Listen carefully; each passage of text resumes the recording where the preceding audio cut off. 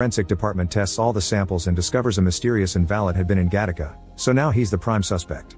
Back to Vincent, he puts the little sensor he stole back in his janitor days on Jerome's chest to record 20 minutes of his pulse as he whirls the wheels of his chair extra hard to simulate exercise. Later at Gattaca, Vincent is put on a running test and he replaces the office sensor with the one he brought from home. Meanwhile, the detectives investigate the invalid profile from the eyelash and discover it belongs to a janitor that disappeared a few years ago. They come to the office to ask some questions and Vincent overhears them while they talk, which makes him nervous. To make matters worse, the 20-minute long recording soon ends and Vincent's real pulse appears, which is rather high. He immediately rushes to the locker room and collapses as he tries to catch his breath.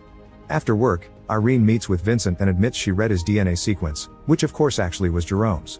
She's very impressed by how perfect he is and feels inferior, admitting that she's a lab baby but still has a likelihood of heart failure. This means she'll never be allowed to join a mission. When Vincent says he doesn't see anything wrong with her, Irene hands him a lock of her hair and encourages him to test it to discover her genetic flaws, but Vincent tosses it away and claims that the wind blew it. Sometime later, Vincent is working at the computer when suddenly all the employees get the profile of the invalid from the eyelash because he's a wanted man.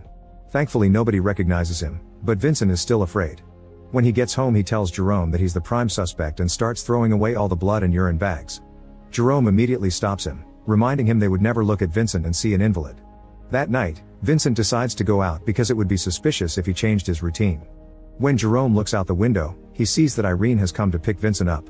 Moments later, Vincent and Irene are attending a piano concert as their first date. After the concert, the pianist throws his glove into the audience, and Vincent realizes he has 12 fingers. Irene explains such a complex piece of music could only be played by those hands. Meanwhile, the detectives are rounding up a bunch of invalids from the neighborhood in order to find the murderer, but obviously none of their DNA matches the eyelash. They decide to investigate all the buildings that surround Gattaca and they make it to Jerome's apartment.